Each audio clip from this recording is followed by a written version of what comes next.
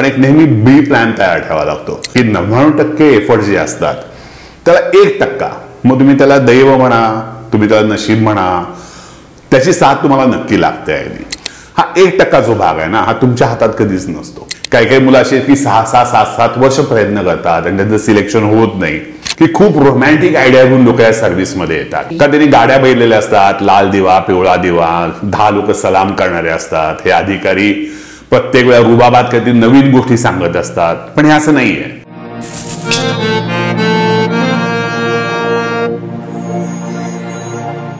नमस्कार. गप्पा गोष्टी आणि माहितीचा खजिना लुटण्यासाठी पॉडकास्टचं डबोलं या यूट्यूब चॅनलवर तुम्हा सगळ्यांचं मनापासून स्वागत. या एपिसोडमध्ये काही खास गोष्टी, काही खास माहिती तुम्हाला मिळणार आहे निवृत्त वनाधिकारी सुनील लिमये यांच्याकडून. नमस्कार सर. नमस्कार. स्वागत आहे तुमचं. आपण बघत असतो की सध्या आपल्याकडे अनेक तरुण जे असतात ते लोकसेवा आयोगाच्या परीक्षा देतात आणि मग खूप मोठी मोठी स्वप्न बघत असतात. ती पूर्ण करण्यासाठी त्याच्या मागे धावणं आणि त्याचा अट्टहास. तर याबद्दल तुम्ही काय सांगाल? इथे मला एवढं एक सांगायला तुम्हाला सगळ्यांना आवडेल की आजकाल मी बरेचसे बघतो एमपीएससी, यूपीएससी क्रॅक करण्यासाठी मुलं खूप प्रयत्न करतात. काही काही नशिबान असतात की जे 23-24 वर्षी सिलेक्ट होतात. काही काही खूप प्रयत्न करून सुद्धा सिलेक्ट होत नाहीत. फ्रस्ट्रेशन खूप येतं मुलांना. आजकाल मला बऱ्याच ठिकाणी बोलवतात मुलांना मार्गदर्शन करण्यासाठी. मी सगळ्यांना हेच सांगतो की एक नेहमी लक्षात ठेवा, कुठलीही कॉम्पिटेटिव्ह एक्झाम जी असेल ती निव्वळ हुशारीच्या जोरावर किंवा निव्वळ अथक प्रयत्नाच्या जोरावर नाही करता येत आपल्याला. एक तर अभ्यास करावा लागतो, ह्याच्यातला वादच नाही, पण एक नेहमी बी प्लॅन तयार ठेवावा लागतो की तुम्ही जर नाही झाला तुम्हाला काय करायचंय शेवटी. मग तुमचा विषय पक्का पाहिजे. बरोबर. मी ज्यावेळेस 80ची गोष्ट आहे, 12वी झालं 83ला बाहेर पडलो होतो, त्या नुसत्या ग्रॅज्युएशनवर आम्हाला समजतो की नोकरी नाही मिळणार, मिनिमम पोस्ट ग्रॅज्युएशन पाहिजे. आता तर पोस्ट ग्रॅज्युएशन माणसानं विचारच करू नये असं माझा प्रामाणिक सल्ला आहे. काही काही उदाहरणं असतात की बीएससी झालाय, बीए झालं आणि इमिजिएटली एक्झाम क्रॅक केले, पण अशी रेअर असतात उदाहरणं. पण एक नक्की मला इथनं कळलेलं आहे की 99% एफर्ट जे असतात त्याला 1% मग तुम्ही त्याला दैव म्हणा, तुम्ही त्याला नशीब म्हणा, त्याची साथ तुम्हाला नक्की लागते आहे. कारण का मला एक सगळ्यांना सांगायचं आहे, मी बऱ्याचदा ज्या मुलांना विचारलं जातो एमपीएससी यूपीएससीच्या मुलांना तयारी करताना काही इंटरव्ह्यूसाठी की तुम्हाला खात्री आहे का तुम्ही सिलेक्ट होणार आहात त्याची. नाही, कोणालाच खात्री नाही. आणि आपल्याबरोबर लाखो मुलं त्या परीक्षेला आलेली असतात आणि त्या दिवशी जो दिवस त्याचा असेल त्या दिवसाचं सिलेक्शन होतं. त्यामुळे ज्याचं सिलेक्शन होतं त्यानं आपण काही खूप मोठी गोष्ट केली अशी नाही का ज्याचं सिलेक्शन झालं नाही तो खूपच बेकार असंही होत नाही. पण एक मात्र अगदी नक्की आहे की 1% तुम्ही कदाचित तो पिक्चर एक बघितला असेल, 12वी फेल, ज्याबद्दल एक स्टोरी आली होती. आजकाल खूप लोक की गरीब आहे, गरीब घराण्यातून आलाय, खूप अभ्यास केलाय, सिलेक्ट झालाय. काही काही मुलं अशी आहेत की 6-6, 7-7 वर्ष प्रयत्न करतात आणि त्यांचं सिलेक्शन होत नाही. हा 1% जो भाग आहे ना, हा तुमच्या हातात कधीच नसतो. पण 99% तुम्हाला एफर्ट्स करावे लागतात. मी एक साधं उदाहरण सगळ्या मुलांना देतो की असं धरून चाला की तुम्ही 1,00,000 मुलं एका बस स्टॉपवर उभा आहात. असं बस स्टॉप कुठेच मिळणार नाही की 1,00,000 उभे राहतील, पण 1,00,000 तुम्ही उभे आहात आणि त्यातनं एकच बस येणार आहे, त्यात 100 सीट आहेत. म्हणजे 100 सीट्स तुमच्यासाठी अवेलेबल आहेत आणि तुम्ही सगळे एकासारखे मुलं आहेत. थोडं उर्दामाची काळेगोरे, सगळे हुशार आहात, सगळ्यांनी अभ्यास केलेला आहे आणि नेमकं त्या दिवशी ती बस त्या स्टॉपवर कुठं येऊन थांबेल, नेमकी तुमच्या समोर आली का, तुम्हाला थोडं पळायला आलं का, तुम्हाला पटकन बसमध्ये जायला मिळालं, याच्यावरच ते उत्तम उदाहरण आहे. मग लाखातली 100 मुलं त्या बसमध्ये बसून जातील. मग उरलेली जी लोक आहेत 99,900 त्यांची काय चूक आहे? तर काही नाही, अभ्यास सगळा केला, तो दिवस तुमचा नव्हता. एवढं जर लक्षात ठेवलं तर मग डिप्रेशन येणार नाही आणि प्लॅन बी तर नेहमीच तयार ठेवावा लागेल. दुसरं मी आजकाल बरंच बघितलंय की ही सगळी मुलांना परीक्षा असते, सगळ्यांना IAS व्हायचं असतं, सगळ्यांना IPS व्हायचं असतं, फार कमी लोकांना IFS व्हायचं असतं. पण लोकांना आता माहिती आहे की इंडियन फॉरेन सर्व्हिस पण आहे की जी वन खात्यासंबंधी आहे. मी ज्यावेळी सिलेक्ट झालो होतो त्यावेळेस सायन्स ग्रॅज्युएट ह्याला लागत असल्यामुळं फॉरेस्ट सर्व्हिसला एक वेगळी परीक्षा असायची. आता एक जनरल सिव्हिल सर्व्हिस असते, प्रिलिम सगळ्यांसाठी सारखी असते. तुम्ही एकदा प्रिलिम पास झाला की मेन्सच्या वेळेस एक जनरल सिव्हिल सर्व्हिस असते, ज्या त्यामध्ये IAS, IPS, foreign service, allied service असतात आणि फॉरेस्ट सर्व्हिससाठी वेगळी एक्झाम होते. हा याच्यामध्ये सध्याचा फरक आहे.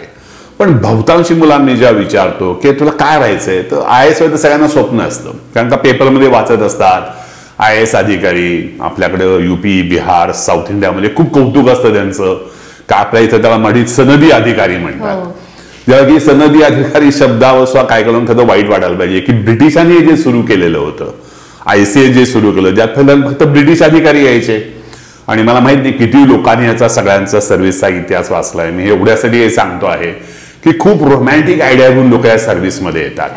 का त्यांनी गाड्या बैलेल्या असतात, लाल दिवा पिवळा दिवा, 10 लोक सलाम करणारे असतात. हे अधिकारी प्रत्येक वेळा रुबाबात काहीतरी नवीन गोष्टी सांगत असतात. पण हे असं नाहीये. ही सगळी मुलं आपल्यासारखीच असतात, सिलेक्ट झालेली असतात, त्यांना ट्रेनिंग दिलं गेलेलं असतं. पण एक नॉर्मली हे काय होतं, जेव्हा तुमच्या हातात अधिकार येतात, जेव्हा तुम्हाला 100 लोक सलाम करायला लागतात, तेव्हा बहुतेक ह्या लोकांना असं वाटत जातं की आपल्याला खूप नॉलेज आहे. आणि मला खरं म्हणावं सांगतो, असं काही नसतं. सगळ्यांना तसंच नॉलेज असतं, पण एखादा दुसरा असतो मात्र नाही अशातला भाग नाही, तो हुशार असतो, आपल्या बुद्धीनं कधी करू शकतो.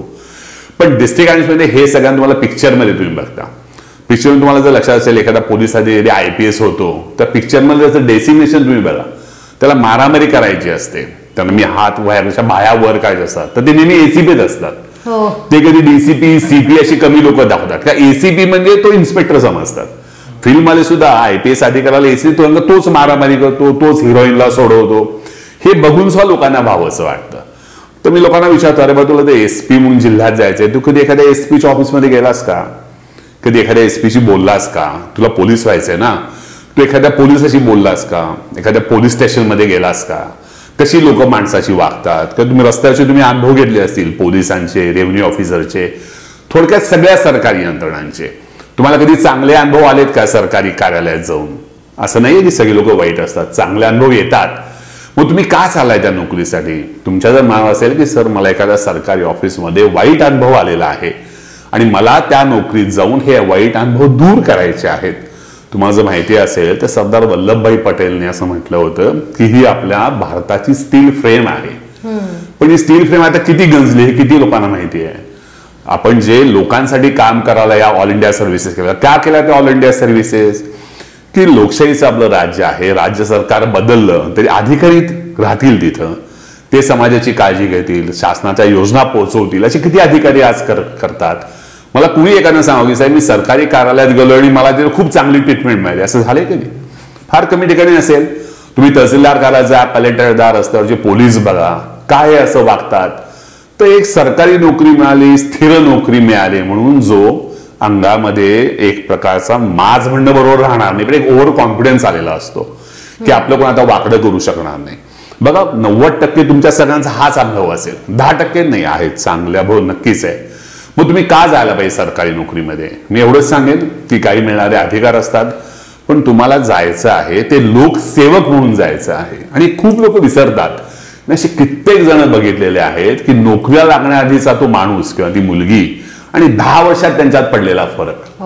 तुम्हाला उत्तम उदाहरण द्यायचं असेल तर नवीन तुम्ही सगळ्या लोकांनी पूजा खेडकर ऐकलेलं असाल नाव. असे तुम्हाला खूप लोक मिळतील. मी असं अजिबात म्हणत नाही की तुम्ही शासकीय नोकरीत जाऊ नका, तिथं खरोखर चांगल्या माणसांची गरज आहे. पण MPSC UPSC अभ्यास करून जेव्हा तुम्हाला सिव्हिल सर्व्हिसला जायचं असतं, तुम्ही बघा तुम्ही कशासाठी चाललेला आहात. आता आपण जर समजा IPS म्हणून गेला की इंडियन फॉरेस्ट सर्व्हिसमध्ये आला, तुम्ही नुसतं चांगलं असून चालेल का? मी जर असं म्हणलं की DCP आणि CP शहराचे खूप चांगले आहे, मग शहरातले इतर पोलीस असं का वागतात? साध्या पोलिसांना गेल्यानंतर तुमच्याशी PSI कधी चांगलं बोलायचं आठवतंय? मला सांगा, तुम्हाला जावंच तरी वाटतं का कधी पोलीस स्टेशनला? तहसीलदार कचेरी तुम्ही कधी गेलेला आहे? रेशन कार्ड कधी काढायला गेलेला आहे? इलेक्शनचं कार्ड काढायला कधी गेलेला आहे? 7/12चा उतारा कधी घ्यायला गेलेला आहे? कुणी नाही. मग हे जर तुम्ही पहिल्यांदा ठरवलं की आपण जाऊन आपल्याला त्या सिस्टीम मध्ये फरक घडवायचा आहे तर जरूर जा. पण ओव्हरऑल माझा जो अनुभव आहे की मी जी आमची फॉरेस्टमध्ये आम्ही सिलेक्ट झाल्यानंतर जातो देहरादूनला, Indira Gandhi national forest academy. Police जातात हैदराबादला, Sardar Vallabhbhai Patel national police academy. आणि IAS झालेली मुलं जातात Lal Bahadur Shastri academy of administration, LBSNAA असं म्हणतात. पण तिथे गेल्यानंतर तिथे पडणारा फरक, तुम्हाला दिलेली ट्रीटमेंट, डोक्यात असं एक भरवलं जातं की तुम्ही कोणतरी वेगळे आहात. तुम्ही इथं जे आलेले आहात तुम्ही सिलेक्टेड फ्यू आहात जे तुम्ही रूल करायला आलेले आहात. जेव्हा की असं नसतं. मला वाटत नाही की शिकवताना त्यांच्या डोक्यात ते असेल, पण दिली गेलेली VIP ट्रीटमेंट ही लोक इतकी बदलतात. मी अनेक नवीन अधिकारी बघितले, मुंबईत आले की पर्यंत फ्लॅट घ्यायच्या मागे लागलेले असतात. 7-8 वर्षाची सर्व्हिस नाही. जुन्या काळी माणूस रिटायर्ड होताना घर शोधायचा. आता पोरं नवीन पोरं पहिले फ्लॅट शोधायला लागतात. काय चांगले म्हणतात प्लम पोस्टिंग, हा एक सगळ्यांचा खूप आवडता विषय आहे. एक गडचिरोलीत जा म्हणले की घाबरतात. हिंदी पिक्चरमध्ये ऐकलं असाल, राजकारणी लोक धमकी देतात, भेज दूंगा तुम्ही चंद्रपूर, भेज दूंगा तुम्ही गडचिरोली, आणि लोक पण तसं वागायला लागतात. तर मला एवढंच सांगायचंय की आर्मी सर्व्हिसमध्ये या, पोलीसमध्ये या, फॉरेस्टमध्ये या, रेव्हेन्यूमध्ये या, पण यायच्या आधी कृपा करून सरकारी कार्यालयात जा, तिथल्या लोकांशी बोला, तुमचे अनुभव बघा, आणि मग ठरवा की तुम्हाला बदलायचंय म्हणून तुम्हाला या सर्व्हिसमध्ये यायचंय. तुम्हाला जर त्यांच्यातलाच एक जर भाग व्हायचा असेल तर त्याचा काहीच अर्थ नाहीये. मला काही उदाहरण द्यायला, तुम्ही सरकारी कार्यालयात जर गेला तर बघा, वरिष्ठ अधिकाऱ्यांना भेटण्याचा प्रयत्न करा. बाहेर एक तर शिपाई बसलेला असेल, तो सांगेल साहेब बिझी आहेत, साहेबांना वेळ नाही, साहेबांची अपॉइंटमेंट घेतली का, आणि अपॉइंटमेंट शिवाय भेटायचं असेल तर 4 ते 5 या वेळेतच. ते बरोबर आहे का? नाही. मी तर नेहमी सगळ्यांना सांगायचो, मी जेव्हा या राज्याचा प्रमुख होतो वन्यजीवचा, तर कधी आम्ही पाठी दरवाजावर लावली नाही की ह्याच वेळेत भेटायला पाहिजे. मी माझ्या स्टाफला पण सांगितलं होतं, जो कोणी माणूस मला भेटायला येईल तर मला किती ऑफिसमध्ये उशीर झाला तर तो मला भेटल्याशिवाय जाणार नाही. आणि आलेल्या माणसाला काय करायचो, मी बसायला सांगायचो, पाणी द्यायचो, चहा द्यायचो. मला एक म्हातारी दोस्त दुपारी 4ला आलेले, संध्याकाळी 7ला भेटले. तुम्ही सर माझं तुम्ही काहीच काम नाही झालं तरी चालतं मला सगळं, फक्त मला तुम्ही बसायला दिलं आणि पाणी पाजलं ह्यातच सगळं आलं. कारण का सरकारी कार्यालयात पहिल्या 10 वर्षात असं झालेलं आहे की मला बसू दिलं आणि पाणी दिलं, आणि मला कोणीतरी विचारलं की तुमचं काय काम आहे. तर हे सगळ्यांनी कृपा करून पाळा. बाकी मोठे अधिकारी व्हा, खूप चांगलं बना, खूप चांगलं तुम्हाला करता येईल. पण 2-3 गोष्टी मी तुम्हाला जरूर सांगेन की तुम्हाला हे जे सगळं काही करायचं आहे. ICS सुरू कुणी केली होती? ब्रिटिशांनी. सगळे ब्रिटिश अधिकारी आपल्याकडे यायचे. काय आले होते ते? भारताला कसं व्यवस्थित आणि सुंदर प्रकारे लुटता येईल. सगळे अधिकारी वाईट नसेल, पण 90% तसेच होते. आपल्याचे कोण होते पहिल्यांदा झालेले? सत्येंद्रनाथ चटर्जी, सुरेंद्रनाथ बॅनर्जी. पण त्यांना नोकऱ्या सोडायला लागल्या ICS मधल्या, कारण त्यांना त्रास एवढा दिला गेला की ब्राऊन कलरचे IAS आणि पांढऱ्या कलरचे IAS, स्किन कलर मध्ये फरक असतो ना, हे तसं होऊ देऊ नका. त्यामुळे सर्व्हिसमध्ये कुठल्याही सर्व्हिसमध्ये जा, तुम्ही आपल्या राज्याच्या सेवा परीक्षेतनं तुम्ही उपजिल्हाधिकारी व्हा, किंवा पोलिसांमध्ये DYSP व्हा, फॉरेस्टमध्ये सहाय्यक वनसंरक्षक व्हा, किंवा UPSC मधनं कुठल्याही सर्व्हिसमध्ये जा. पण आपण लोकसेवक म्हणून चाललेलो आहे, लोकांसाठी चाललेलो, आणि ह्या बदल्यात तुम्हाला 30 वर्षे तुमची नोकरी आणि नियमित मिळणारा पगार. पॅन्डेमिक तुम्ही सगळे लक्षात ठेवा, जे लोक रोजंदारीवर काम करायचे त्यांचे वाईट हाल झाले. पण सरकारी नोकऱ्यांना सगळ्यांना पगार मिळाला. ऑफिसमध्ये नाही गेला तरी महिन्याच्या शेवटी सरकार सगळ्यांना पगार देत होतं. पैसा येतो कुठनं? लोकांचा पैसा आहे, आणि त्यासाठी तुम्हाला काम करायचं. म्हणजे माझी अगदी कळकळीची विनंती आहे. असं नाही की आता मी निवृत्त झालो म्हणून सांगतो आहे, पण नोकरीमध्ये मी नेहमी पाळत आलो. समोरच्याचं ऐकून घ्यायची सवय मनात ठेवायला पाहिजे. लोकसेवक आपण आहोत हे कधीही विसरायचं नाही आपल्याला. आणि किमान तुम्ही लोकांचा त्रास कमी नाही करता आला तरी सरकारी अधिकाऱ्यांकडून वाढवणार नाही याची जर खात्री करत असाल तरच तुम्ही या नोकऱ्यांच्या मध्ये या.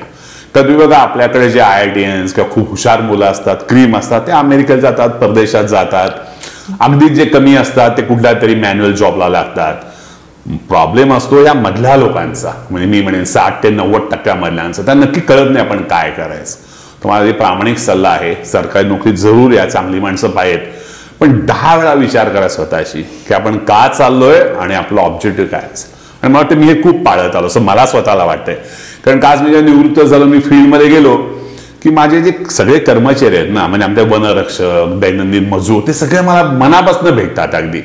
का तर मी एवढं बोललो होतं की प्रत्येकाच्या अडचणी त्याला मदत करते. कधी वरिष्ठ अधिकारी मला एवढे भेटत नाहीत जेवढे मला खालचे अधिकारी भेटतात. पण कुठेही गेलो, आणि मला वाटतं हेच तुमचं प्रेम आहे की जेवढी लोक तुम्हाला निवृत्तीनंतर आनंदाने भेटतील, जेवढा हास्यातून भेटेल, ते ज्याला जमलं, मला वाटतं तो खरा शासकीय सेवक सर. अगदी खरं आहे सर. म्हणजे लोकसेवा आयोगाच्या परीक्षा देऊन एकतर असफल झालेले विद्यार्थी किंवा तरुण, आणि ते सफल झाल्यानंतर फक्त आणि फक्त आपल्या स्वप्नांच्या आणि आपल्या इच्छांच्या मागे धावणारे तरुण, या दोघांबद्दलचंही चित्र वास्तव तुम्ही तुमच्या सांगण्यामधनं स्पष्ट केलेलं आहे. आणि एका वेगळ्या विषयावरती आज तुम्ही तुमचं मत मांडलं, त्यामुळे तुमचे खूप मनापासून आभार. नमस्कार. निवृत्त वनाधिकारी सुनील लिमये यांनी पॉडकास्टचं डबोलं या यूट्यूब चॅनलवरती या एपिसोडमध्ये एका वेगळ्या विषयावरती भाष्य केलेलं आहे. हा एपिसोड तुम्हाला कसा वाटला त्याबद्दल कमेंट बॉक्समध्ये नक्की लिहून पाठवा, आणि या चॅनलला लाईक, शेअर, सबस्क्राईब जरूर करा.